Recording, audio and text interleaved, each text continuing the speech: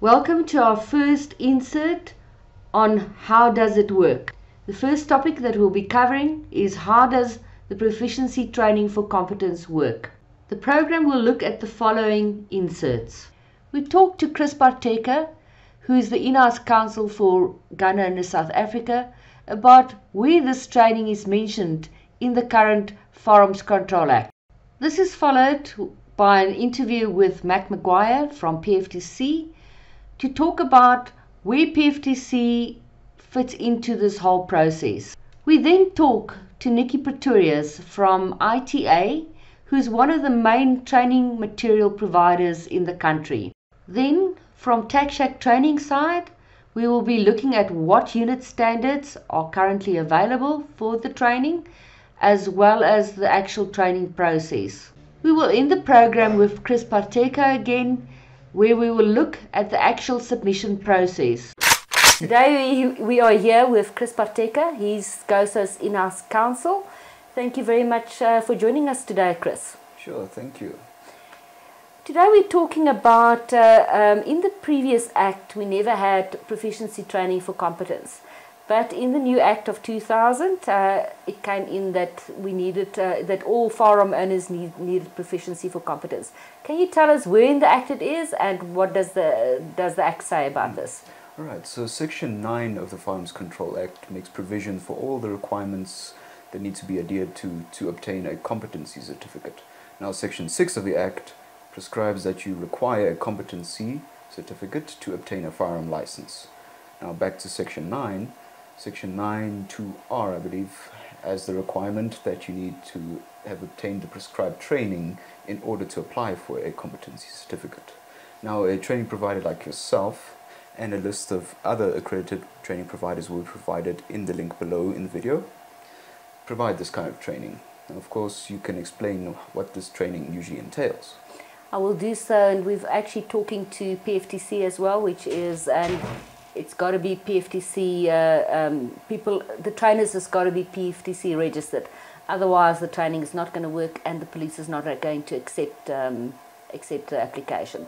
So what does the Act say? It just says you need to get training in different... Yes. So basically the prescribed training by an accredited training provider. Now there is a transition period that did happen when the Pftc took over from SASSETA, and those people can still apply or renew their competencies in terms of those old training certificates.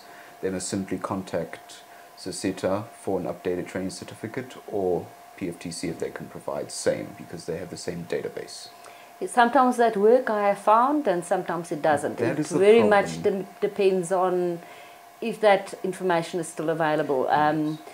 Sometimes, as I said, it works, and sometimes it's easier to just redo the training.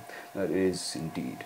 Now, the thing is, the problem with SASSETA is they tend not to reply to phone calls. There is one email that we can provide our members with that does at times work, but of course you can't get your hopes up, and it's recommended that you rather just get the new prescribed training done and over with instead of trying to obtain your old certificates when they most likely will not be available. Thank you very much. Lynette Oxy here for TACSHAC Tactical TV. I'm here today at Pftc with Mac Maguire. Am I saying that correctly? Yes, Thank you very much for joining us. No problem.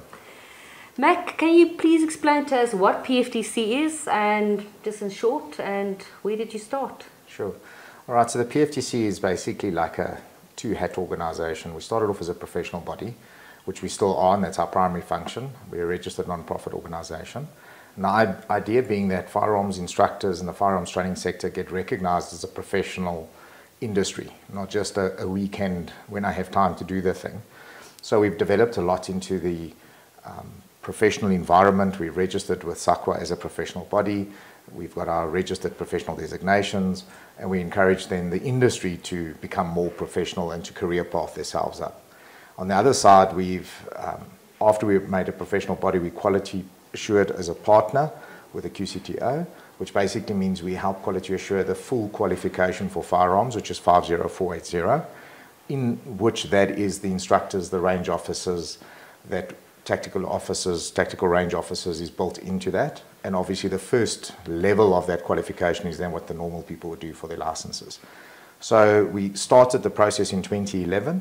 We registered as a professional body in 2012, and in 2015 we joined the QCTO as a quality assurance partner. Okay, QCTO, for those that don't know. Okay, we've got, in South Africa, we've got 3 quality councils. We're recognized as the Department of Higher Education and Training. So we fall under the QCTO, which stands for the Quality Council for Trades and Occupations. Okay.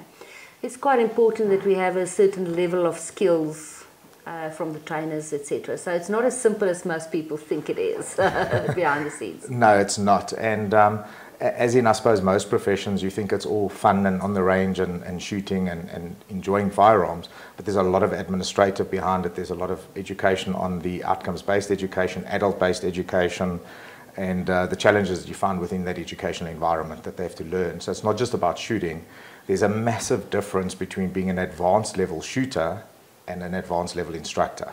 There's a big difference, and that's one of the questions that I'll have for you, yes, specifically in terms of the training. The organizations that do quality assurance, they're not people that know anything about the subject matter.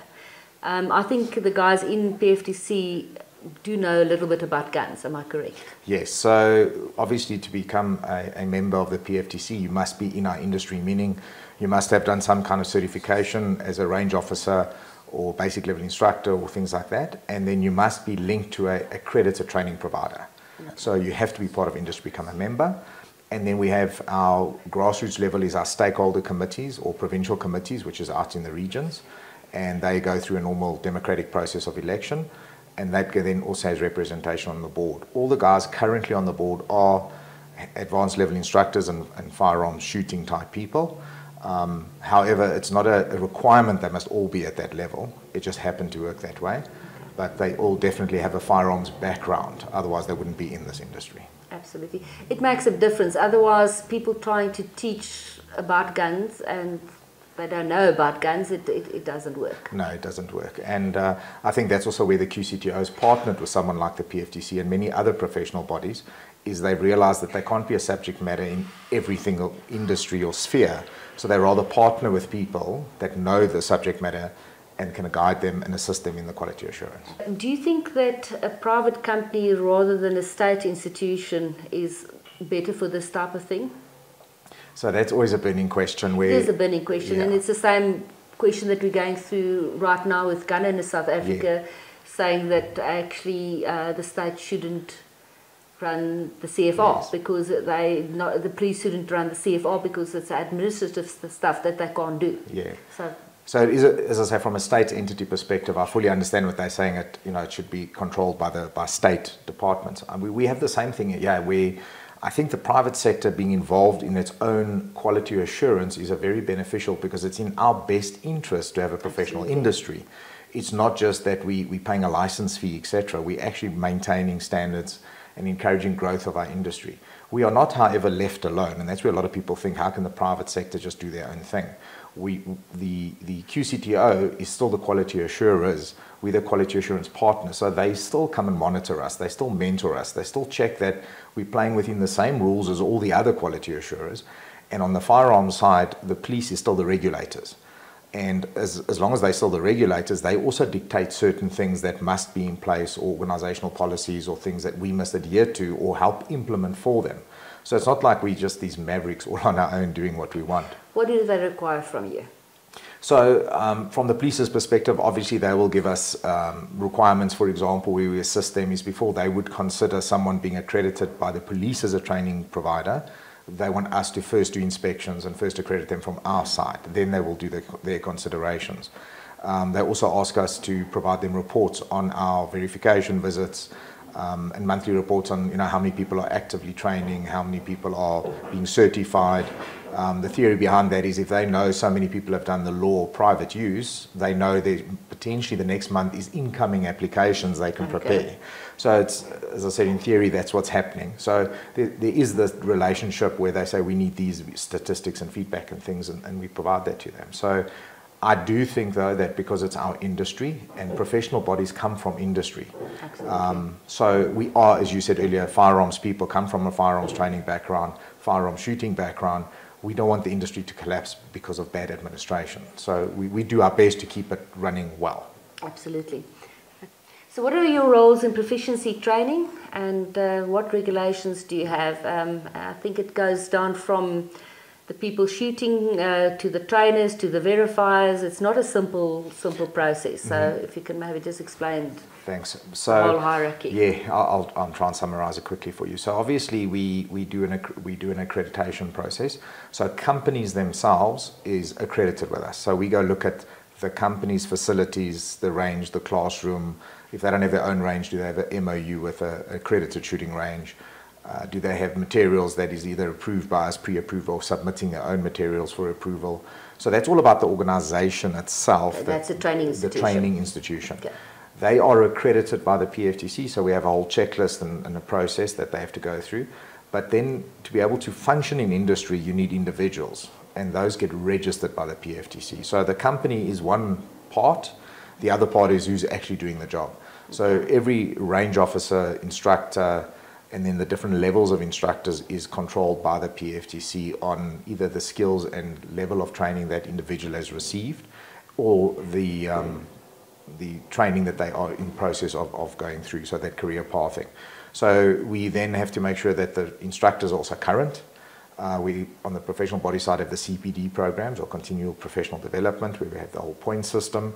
So there's this continual encouragement to maintain standards. We run ethics workshops. We run grading shoots as well, where we look at the ability of instructors to firstly present the right type of equipment, to be presentable themselves on the shooting range, and then to also show what firearm abilities they have. If they ever have to demonstrate some of the skills you require of your learner, you should be able to demonstrate those things effectively. So we look at all of those components. So it's not just the company, it's the company and the individuals. And then part of the quality assurance process, one of the first big steps is moderation. So in the industry, we talk about you have your instructor, and then the person that would actually do the testing, I would say, is check that the tests have been done and the person is competent, is called an assessor.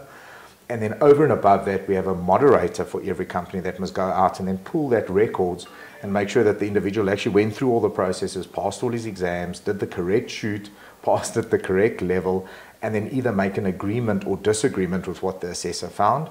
That gets fed back to the Pftc, and in that way we also do a bit of the quality assurance. And then over and above that, we have verifiers that then also go out and overcheck everything again. Okay. And in terms of your material, you also have people that check the material, the training material as well. Yeah, so as in outcomes-based education, every quality assurer has a matrix which basically says the unit standards or qualifications require the certain information or content. And we look at your training pack. So your training pack is going to be made of the learner material, physically what the learner is going to get in front of him, your facilitator and assessor guide, which would include like block programs, logistics list, all those types of things. And then from there, we would then look at that as a package and then analyze, does it meet all the criteria? We have a program evaluation committee of subject matter experts, and then they will look at that. And then obviously it has to meet certain outcomes-based criteria as well. Absolutely. Just one question that I personally have is, I've seen a lot of people that's not great shooters, but great instructors. And I know that, is there any development plan to actually rather look at how the person instructs rather than how good the person shoots? Because a person can maybe shoot absolutely fantastically. I've met a world shooter and he can't train at all. So you might be a very good shooter, but you might not be a good instructor.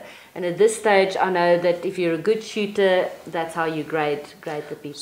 So we have actually had this from industry over the last while, and you're probably one of the first to hear this, but I have shared this out on the previous AGM as well with members that were present.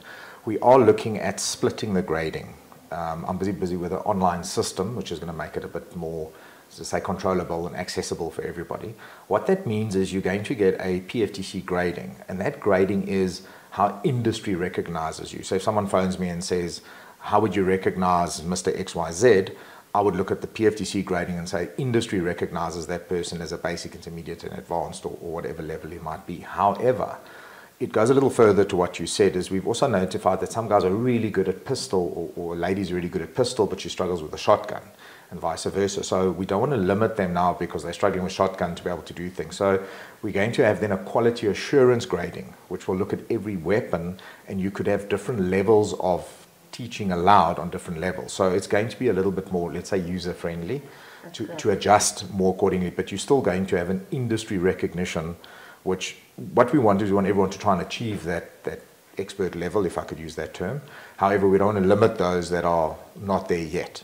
So we are looking at that. Yeah, because there's other stuff, you know, like people that do sport shooting, they might not be at the top advanced level, but they might do quite a lot of work on the range. They might be range officers or safety officers. So there's other stuff that's just as important as the actual shooting. And I'm very glad you're actually splitting the different weapons. Yeah. I'm better with rifle and shotgun than I'm with pistol, although I'm not bad with pistol, but I've always been very strong with rifle and shotgun. Yeah. So yeah, that's quite interesting. I'm glad you're going that way. Great stuff. So let's talk about legitimacy in terms of training, etc.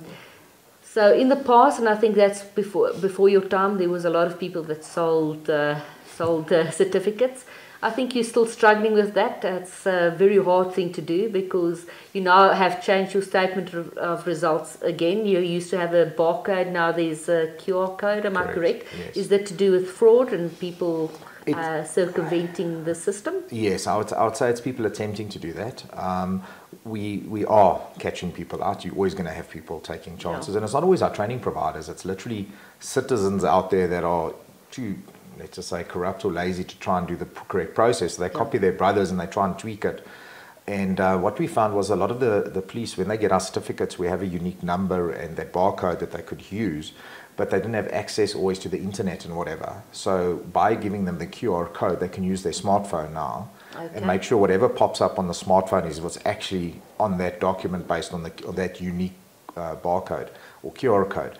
So yes, it is part of that quality assurance, and there's a whole bunch of things which obviously I'm not going to share on camera now, but where we've built into the statement of results where we can pick up quite quickly a fraudulent attempt. And where that does occur, we actually are in the process with the SAPS, and there's been a few cases where we go and register criminal charges against people. You have to, because it's not in any of our interests as gun owners that people circumvent the system. We always say that we're the most, the most law-abiding citizens, and then we try and circumvent the system, which is not good for the industry as such. Yeah, so I mean, I think the thing is we have two types of firearm people we deal with in our training industry, and the one is the person that wants to either get a weapon for self-defense or for sports shooting. That category, I kind of find that we don't have that so much because they realize they want to learn how to use the weapon, so they're not going to try and shortcut it. The other side is people desperate to find work in the security industry, and the security industry is, well, you must have a firearm certificate. The person sees that certificate as a barrier to get into the security industry, which is a major concern because that person's working possibly with a larger caliber weapon amongst public. So those are the ones that we have to keep a strict eye on. And I can understand that, because one of my pet hates is walking past one of the security companies, and they don't understand that when they talk about keeping your weapon at 45 degrees into a safe direction, the 45 degrees is not at people's legs. So that really worries me. I always skirt behind the guy or something like that, because obviously there's been a lack in training, that people don't understand that. So I mean, we're all aware of the horrendous amendments that was proposed recently, but one thing there that we thought was quite nice is where they looked at more the criteria around the security officer, and for me specifically on training, because if we have let's say a unique standard for security officers, we can talk on a lot more of those things, and I think we could have a better control to ensure standards within that industry. But that's looking at the future, but as you said, that is, I find, where we have most people trying to circumvent or take a chance. Yes. So I don't often see it. I have had people contact me and say to me, but do I really have to go and shoot? Yes, you have to really go and shoot. And then rather just go somewhere else, I usually say to the person, sorry, I can't help you. Personally, I don't understand if you want a firearm but you don't want to shoot it. It doesn't make sense. I have the same problem with instructors that say, but why must we go and do shooting? I'm like, you're a firearms person. You should love shooting. I love shooting. If you said to me, now let's go shoot, I'd go, let's go. Exactly. I would never, and it's strange that our industry sometimes says, I don't want to shoot. And I think then you don't have a passion for it. Correct. And I deal with most of the people that the ladies that I start with, they start just shooting, and then they mostly have more guns than the husbands in the end. So it's a passion, and we shoot every Thursday morning, and you can see how people change. They enjoy it. It's a way of relaxing, actually, because you have to think about what you're doing. You can't just go and throw lead around. It's something that you have to concentrate on, and it's actually a really good stress release. Yes. It's quite costly, you know, people don't understand, so let's put it, it's quite a costly process for trainers. People actually think that trainers charge a lot of money, but if you actually think about the time that it takes, they have to keep their certification and stuff in place, and every time we load something onto the database we pay for it, so it's not a simple process of people so you just writing the test and it just disappears, because also on a quarterly basis we get moderated, obviously. So it's not a simple cheap process. No, it's not. And I think where people make this misunderstanding of, you know, I worked out this, how much the ammo is, an A4 piece of paper costs 27 cents, why am I paying so much? Well, what you're paying for is yes, the ammunition is very expensive. But what you're paying for is that person's background, expertise and experience that it's taken him years or her years to qualify and develop. And then, like you say, there's a lot of hidden costs. You've got to pay range rental. You've got to pay inspection fees for the range. You've got to pay police fees. You've got to pay Pftc fees. And you've got to pay your staff. And at the same time, the person wants the place clean and neat and tidy. So you've got that to do. And then you have admin behind, like I mentioned earlier. It's a lot more admin than people realize. So now you have to have data captures or admin assistants busy recording all those documents, and the next thing that people don't consider, those files must be archived somewhere. That means you're going to either have extra space to rent, or you're going to have archive spaces. So there is lots of hidden expenses. I actually come from the record storage and management background, and those records has to be kept forever. It's not something that has got a 5 or 10 year limit. So if in 20 years time somebody uses their gun in self-defense and it needs to be, the portfolio of evidence needs to be pulled, the portfolio of evidence must be there. So SASSETA has actually now allowed that educational records can be kept for 6 years. 6 years, However, I, like you, strongly feel, because it's firearms, you never know when they might question that person's training, and then you don't have a portfolio. So I recommend to most people, if you can, keep the portfolios forever and a day. You don't want that. I know that certain people that have used firearms, that and I think that's another thing that people don't realize is, when there is a shooting incident, we're having more and more where the instructor, the company that certified them, gets called to the court to testify what that person went through, to bring the exams, to bring the targets, and actually show that to the court. So these people out there, they're trying to find a shortcut and misunderstand that when they use that firearm, probably incorrectly because they weren't trained properly, because they try to find a shortcut, it's going to get very much worse for them when they end up in court one day. Absolutely. When did PFTC basically take over from SASSETA? And I still have that question, and Chris from Gosa Law still gets that question a lot. Sometimes you can get records out of the SASSETA and sometimes you can't. What do you suggest people do? As I said, sometimes you can, but sometimes it's just better to redo the training. So can you maybe just talk about that relationship? Okay, so we took over from SASSETA officially in January 2015. The SASSETA and the PFTC relationship, I'm glad to say, has improved a lot over the years. And our ETQA department and their department speaks quite a lot and refer and shares information. What we do find with the SASSETA is a lot of the certification they did back then was the 107 series unit standards. Now the 107 unit standard series was the original training requirement that was put out there. And once that was launched and started, it was picked up that it actually didn't comply with the law. Those were then recalled, rewritten, and then a new unit standard series came out, which is for private use, normally start with a 119 number. So when we see a 107 series unit standard, even if you have a SASSETA certificate, you have to redo the training because it is a recalled unit standard, which confuses a lot of people. So that's very nice to know, because we get asked that question quite a lot. Again, you and I both know there's inconsistency at DFO level. Some accept the 107 series, but there is an instruction out saying if it's a 107, they must go to the new unit standards, which is 119. However, if you have a 107 series unit standard, you can be allowed entry into RPL. So you don't have to sit and do recognized prior learning, which means you do a shortened version of coaching or training and you go through the process. One of the biggest problems with 107 series was no law component. So they have to do the law one, and then they can carry on with the private use. If they can't get their SASSETA certificate or a copy from it, then they can go back to the provider that originally did it, and they can pull the portfolio, as we spoke about earlier, and they can reissue. If that provider's gone or they can't find... that happens really that happens, often. then there is other steps that they can go through, but most of those people end up going through an RPL process. And to be honest, the feedback we get from the learners that have gone through that process, they actually appreciated it afterwards. But I don't think it's necessary that they have to go through the entire program. I found some people that really want to actually do it. They actually redo the whole thing. I'll say to them, you can do an RPL, and they said, no, let's just redo it. I might as well just redo the process. If we think about it, the 107 unit standard series started in the early 2004, and then it was replaced around about 2008. Then the new one started. We took over in 2015. So if they're still referring to it means they haven't redone training since 2015, actually 2014. Yeah. So it's probably about time that you maybe just redo a little bit of something. I do suggest to everybody that buys firearms from me to at least shoot once a month, because especially handguns. Long guns you can put in the cupboard and not shoot for a long time. Your skill level stays pretty good. It's not a difficult gun. But handguns are notoriously difficult to shoot, and if you don't shoot it often, I've had people that's have very high qualification in the army and and when they haven't shot for 2-3 years, their skills are not great.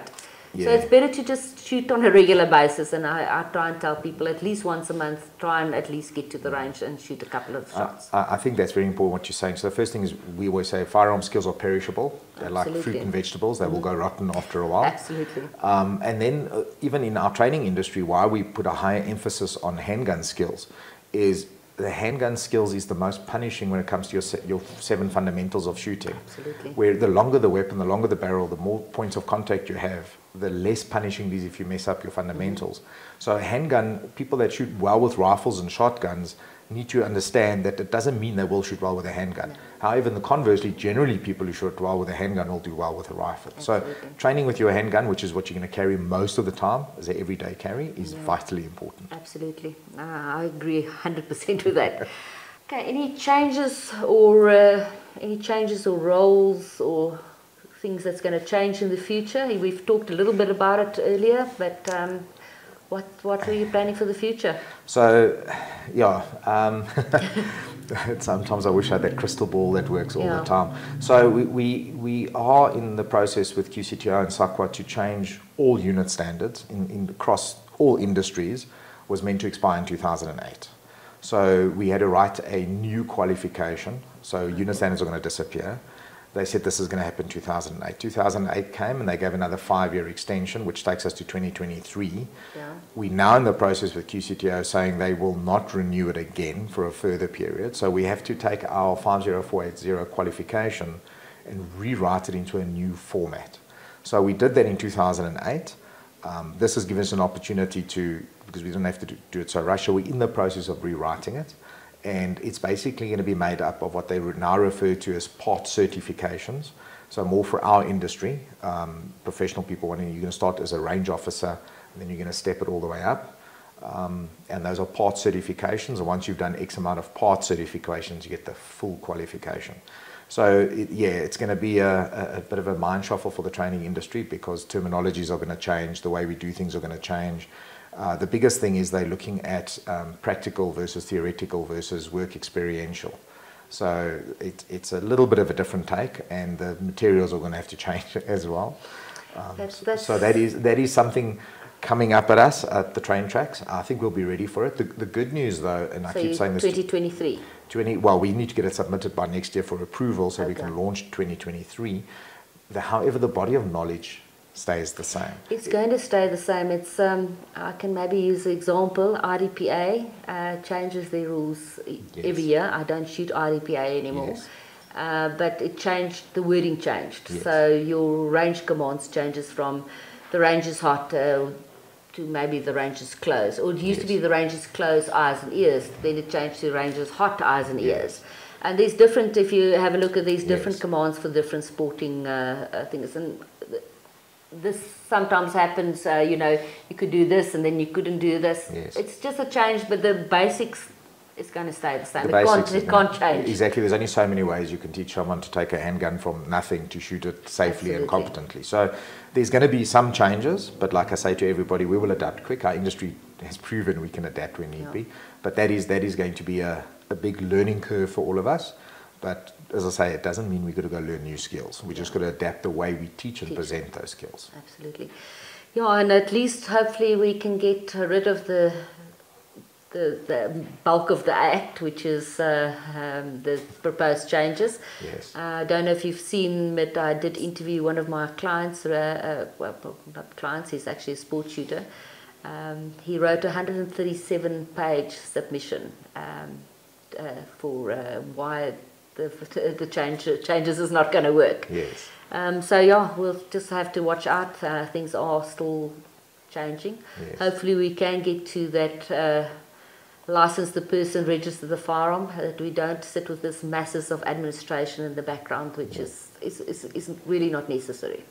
No, I agree. I think that for me, it is obviously, as a firearms owner, I have my own opinions.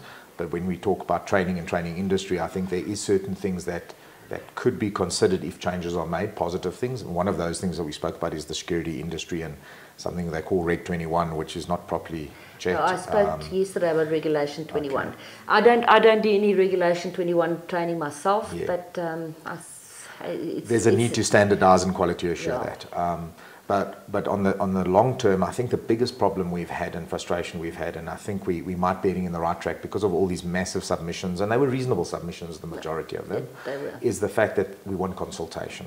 We want to be made part of that. We will help find solutions, but let us consult, let us be part of the process. And from the PFTC and training perspective, that is our stand as a professional body as well. You've been around in Parliament for the last 10, 15 years, every time, but if they just take our consultation, it will help. I think that's what we actually got to aim for before any more amendments come out. Let us just get around the table, and I'm happy to have everyone around the table. I think from Gun-Free South Africa right through to IRR or whoever, Institute of Security Studies, have them all there. Let all have a say and find workable solutions, because ultimately what we want is responsible legal firearm ownership. That's what I want. Most people that own firearms want be responsible firearm owners. Anyway, thank you very much. Anything else that you would like to add? No, thank you for the opportunity. From my side, compliment to you on what you're doing with the ladies, and I think the more ladies we get into our industry, especially in our training industry, the better for us. Only a lady that trains a lady can actually understand how her body mechanics work, where she carries, how she carries. I can try and relate, but I think that's the start, is to get over that fear of firearms, learn actually that you can have fun, responsible fun with firearms, and then from there you can actually make a profession out of it. Thank you very much. We're here with Nikki Pretorius. She heads up ITA. What is your formal title? Just Nikki Pretorius from ITA. Right. No formal things. No formal things. Welcome, and thank you very much for talking to us. Thank you. So tell me, where does ITA come from? It was started by your late husband, and tell me a little bit more about it. So Andre was in the military and he got his firearm experience there. He came out of military and went into a shooting academy where he worked for somebody, and quickly he realized that there was no formal training available in the industry back then, and that was many years ago. And he saw an opportunity and he went across to the NRA in the States. He went to go and do his instructor training, and when he was out there he formed bonds with the guys, as they do on the range. And they saw an aptitude there for leadership and for firearm training, etc. So they asked him to stay on for another course, and he drained his bank account and came back as a TCT, which is the highest qualification in the industry across the board internationally, which meant that he could come back and then train instructors on how to use their programs. But he realized that the situation in America or in the States was very different to our situation, as you well know.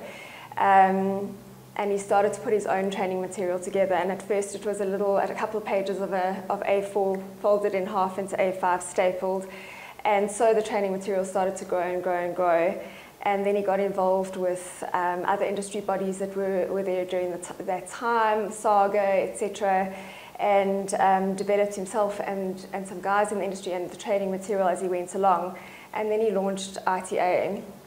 He did a round trip around the country and started to train up instructors who would then eventually use his training material. And so the concept of ITA was born. The official date, I'm not 100% sure, but way back in '93, I think it all sort of materialised. And then with the change in the Firearms Control Act, from the old Act came in, and he sat on the standard generating body, and he worked with SAPs and governments, etc., and with the other stakeholder bodies in the industry, and they developed the unit standard-based training, which is what we know today. There were a couple of processes obviously in between. It's taken a long time, as you know. And then the training material was developed around the unit standards, and that's the training material we know today.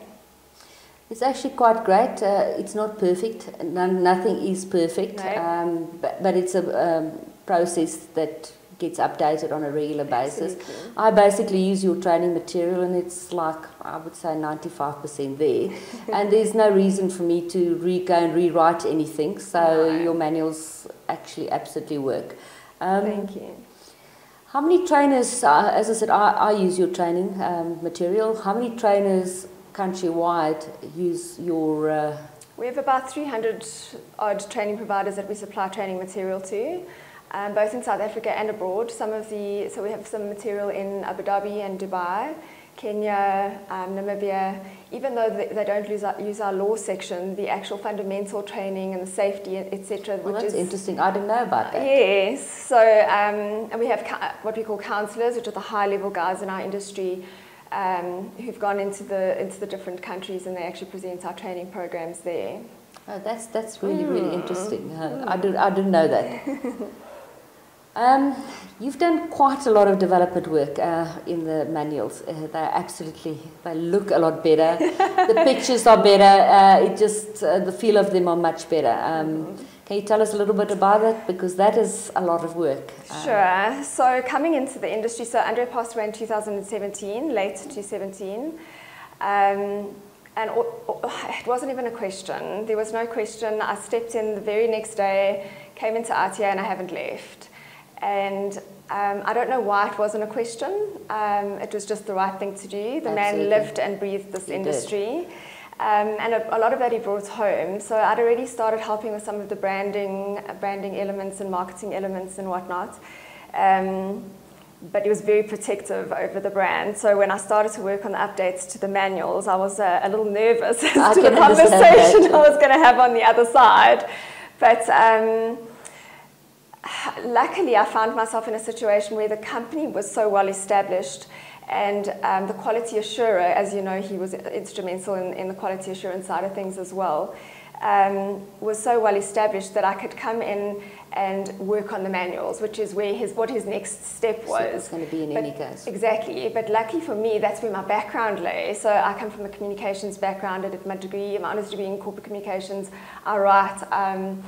Coincidentally, I'd recently done an amateur photography course, and it had a studio set up, and stepped straight in, and that was the natural place for me to start showing my commitment to the industry and to make my mark as Nikki Pretorius in her own right. When it first began, it was, I'm Nikki Andre's wife. Yes.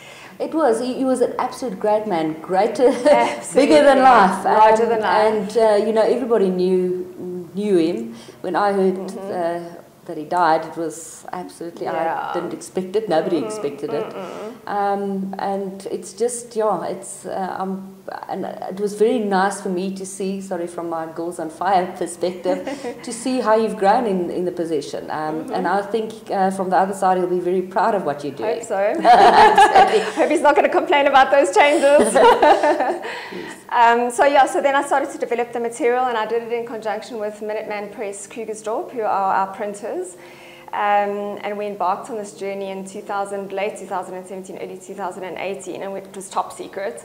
There's a lot of elements in the training material that are incredibly important now, like iconography, which helps with learner retention and pulls important points out of the manual. So the manuals are far more user-friendly from a learner perspective, but also from a facilitation perspective. So it's a much nicer product to present from. It is absolutely, I can Yes. can say that it's much nicer to, and I still see changes every time I get new manuals. Yes, well, we have to update. Absolutely. It's what keeps us at the top of our industry. Yeah. I could, for example, remember there was specifically to do with the shotguns. There was, or LM6 or whatever. There was no, we need to go to the AR-15 now, and that's a new thing that needs to be, because not a lot of people are using LM6s anymore. So that's the new norm, and that's stuff that needs to be updated. Yes. What is that protector shotgun? I think you've taken it out now. Because that was like absolutely useless. Yes. But that's how things change in the industry, and you need to just stay up to date with it. Absolutely. Yeah. I've never shot a protector. I know you have to do like all kinds of funny things. And I've shot a lot of things, but not a protector. So in any case, it's just to stay with the times, and you've got a lot of people behind as well, obviously helping with the practicalities in terms of what's new in the industry, obviously. Yeah, I mean, I came into the industry with a business purposes handgun unit standard. And within a year, my goal was to get up to instructor level within a year to the date of Andre passing, which I managed to do. So within a year, I'd qualified as a firearms instructor at tactical, well, at advanced level rather, which was quite something. And I was adamant I wasn't going to take any shortcuts. I was out on that tactical range with my elbows bleeding in 40 degrees, shooting with Adrian Rosley. I'm sure you're familiar with Mr. I know Rosley. very well. So it's been a journey, and I wasn't apprehensive then, and I suppose I didn't really think about it, but I can imagine how women must feel coming into an industry that's very much male-dominated to some extent. It still is. I think I had two ladies that was on the course with me, and they had problems. I actually spoke to one yesterday, and it's been a long time since I've been done my instructors. But it is still an industry where women are not necessarily treated equally. It's changing big absolutely. time. No, it's changing. I obviously look at it, I think in some of the smaller gun shops, people will still, like you walk in there and they will look down on you. But most of the big shops in and around the major centres, they don't talk down to ladies anymore. I think it's similar to the car industry. When you go into a car shop, absolutely, and you walk in there as a woman, they want to know what colour you want, not how and fast. And is it going to have a bow on when it gets presented to you? Yes, and when I asked them to take out the tape measure and measure the distance from the ground, the ground clearance, and they look at me like this.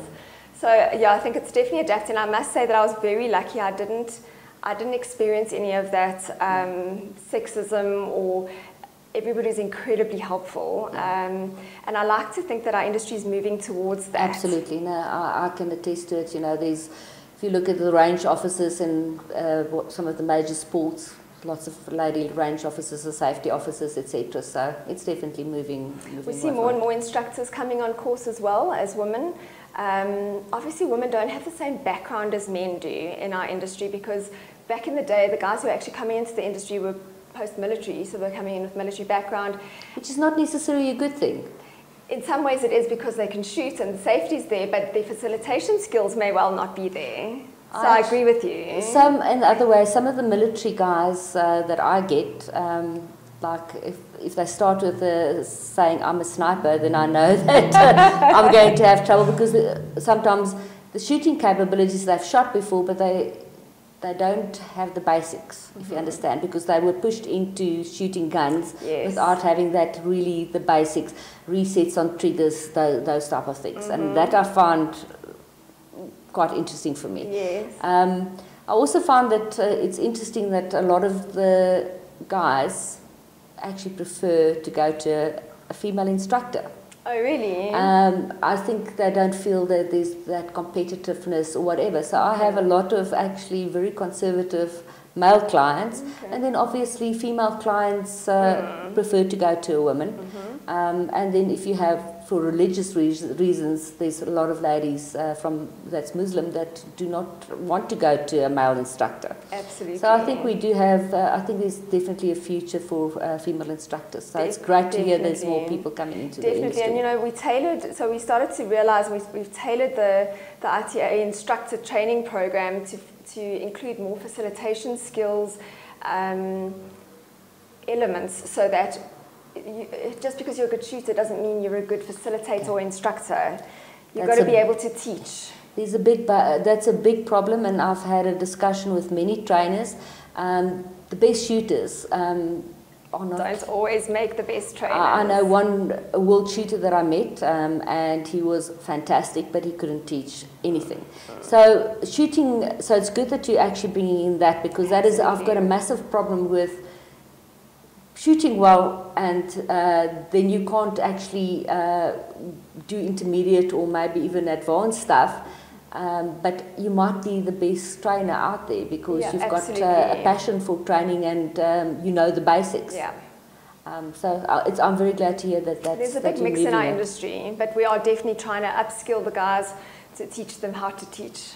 Yeah. And also to teach them how to recognize learners' needs. You know, we're now more in line with SASSETA regulations and QCTO requirements, etc. And they expect certain things for us as professional trainers.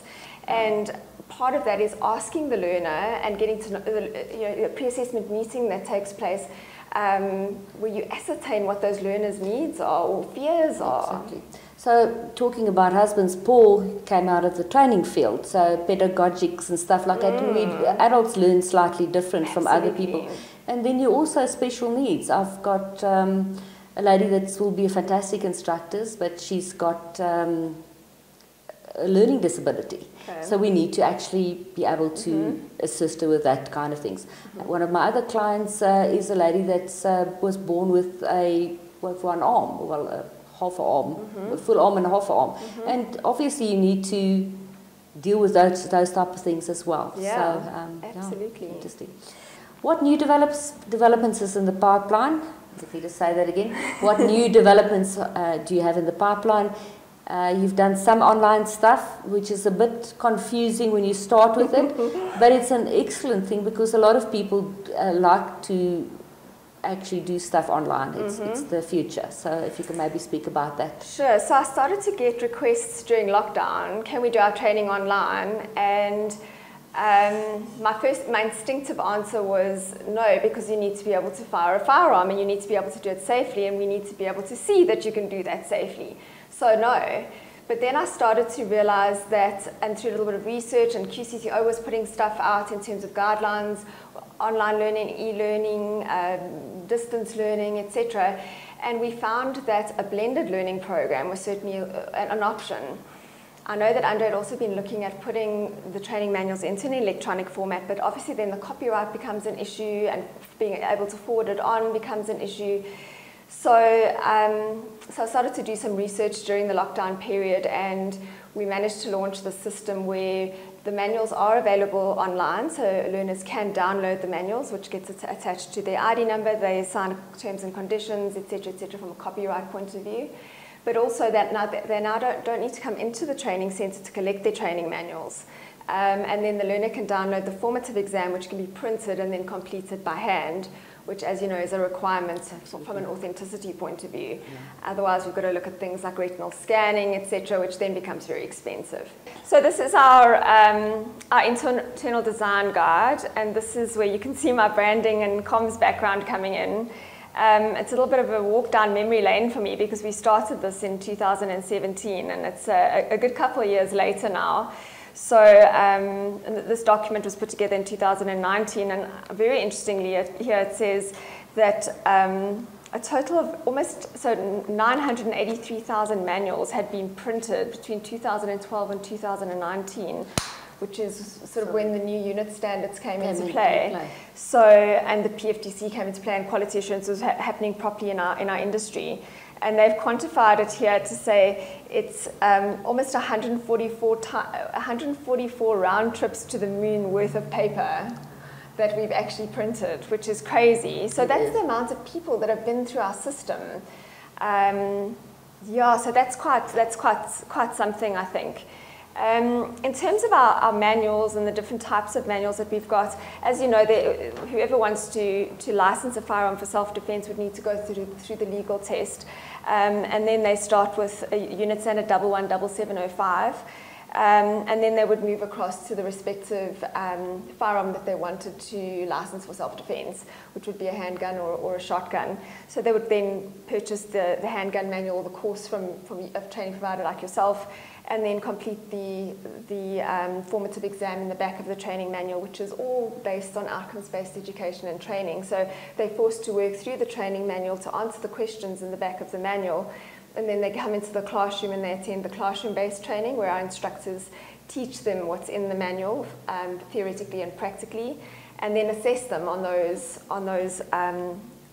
criteria, for lack of a better word.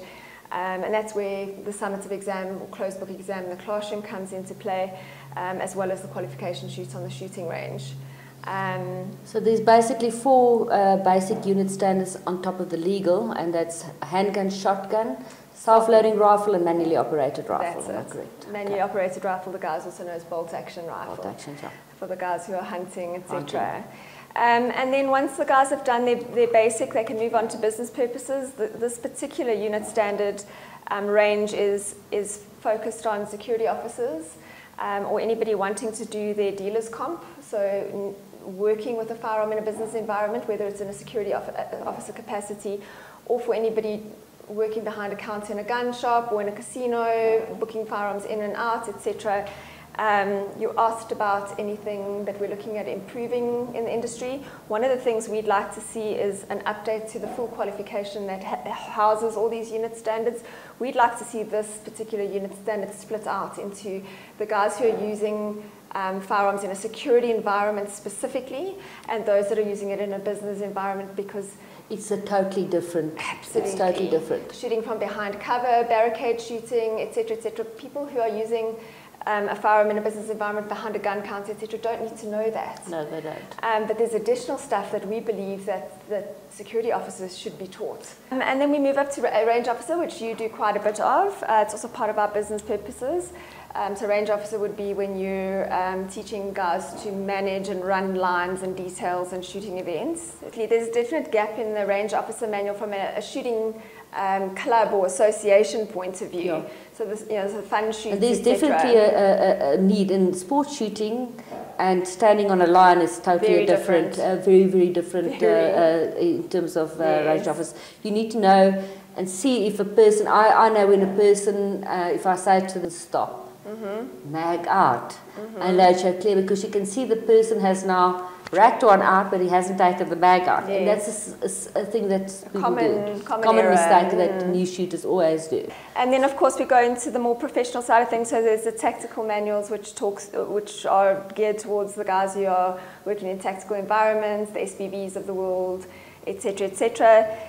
This we would also like to see an additional unit standard on top of this one, where it's a little bit more tactical and a little bit more technical for the guys who are in high-risk environments, very high-risk environments, and are working as part of teams, which Andre used to run very much as a CPD, an add-on to the tactical program, which I think there's room for. There definitely is. And then, of course, we move into the instructor manuals, the facilitation skills. Remember I said to you that we'd added that in as I don't have a picture of it here now, but we'd added it in as a definite focus in terms of teaching how to teach. Let's look at the different unit standards. At the basis of all unit standards, we have the knowledge of the Firearms Control Act.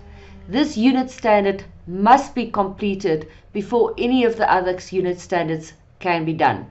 The other unit standards that can be done at a basic level includes handgun, self-loading rifle, manually operated rifle or bolt action, and shotgun.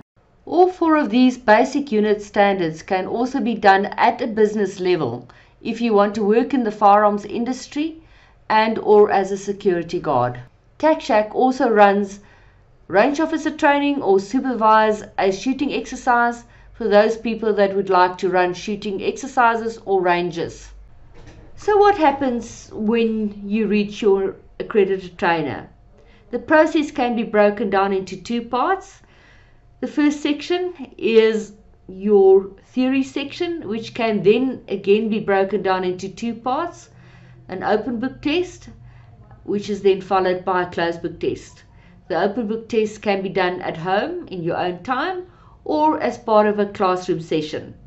This is then followed by the closed book session, which is got to be done in a classroom under the supervision of your trainer. This then gets followed again by your practical, which takes place at an accredited range and includes a required number of shots to be fired and a final test which you need to pass. So Chris, after all of the training has been done, the trainee has been issued with a competency certificates, which includes knowledge of the Firearms Control Act and whatever unit standard they've done. They get issued with those certificates and they get issued with a statement of results. What is the process from here onwards? It looks very intimidating and people usually see this big form and it looks quite scary. So can you tell us what the process is? You always help my students as a go-to person at the end when they're ready to apply for this. The first thing you do is you find out under which SAPS jurisdiction you fall under. You can find this on the Stats SA website. It's quite a comprehensive website where you can find the exact jurisdiction you fall under, and you need to apply at that police station. Reason being is when they have to do a safe inspection, you need to be near to the police station so they can actually conduct the safe inspection without expending unnecessary resources. Okay, can I maybe ask a question in this? In the past, you could either apply at where you stayed, at the closest police station that you stayed at, or where you worked. Is that still the case, or has this changed? This depends actually on the purpose of the application. If it is for let's say for example a business competency, a competency to trade, then you can apply at your place of business because that would be the closest police station because they have to of course know where you work. Whereas competencies to possess or a license to possess, which would mean competency for the unit stands of handguns and rifles, then you will section have to, 13, section 15 and 16. Yes, that you will have to apply at your closest police station to your place of residence. Okay, great. So tell us about the form and what needs to be done, how much does it cost, and what's the process? Right, so the form you'll have to fill in is the SAPS 517. And that can be taken from the SAPS website, am I correct? That's on the SAPS website. Some police stations can print it out for you, but I'd rather members actually print out the forms themselves and fill it in at home before even going to the police station. Now, this form, we will do a segment in future explaining how to fill in the form and which sections need to be filled in. But in short, all you need to know for now is that you'll have to fill in the form, submit a certified copy of your ID, 2 ID photos, a proof of residence, fingerprints, which the SAPS will do once they fill in your application, yeah, and also a certified copy of your statement of results and training certificates, which you obtain from your training provider. Okay, great. Tell me, what's the cost currently for application for competence? Currently, it is 77 Rand. The price went up with the recent release of a government gazette. Okay, and is it 77 rands no matter how many competences? So, for example, a person has done a combo, so they've got legal plus maybe all 4 basic competencies. Is it still 77 Rand, or is it per unit standard? No, it's 77 Rand for the application in total. Because you'll see in the form itself, there are boxes you tick on what exact training proficiencies you have, and there are various combinations you can fill in, and it'll all be under one form, which will be 77 Rand payment. Great. What is the average wait for people after they've handed in their competency application? Is it a short wait, or is it a very long wait? Is it within the 90 days, or do you find that it's a bit later, like longer at this stage? There actually was a court order that the SAPS were compelled to process competency applications in 4 months from submission. However, the SAPS seldomly follow this, and it can be anywhere from 4 months to, unfortunately, 2 years in some cases. That's absolutely ridiculous. any case, if any of our listeners or viewers would like to have questions for Chris, he's always available at the main GOSA number. He's always very approachable, so please call Chris if you need anything.